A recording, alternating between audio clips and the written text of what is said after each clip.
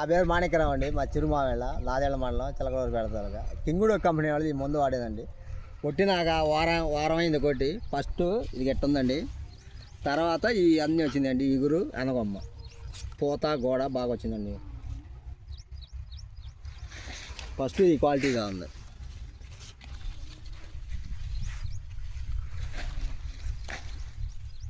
ఇగో చిన్న చెట్లు కూడా బాగా వచ్చింది, పూత కూడా.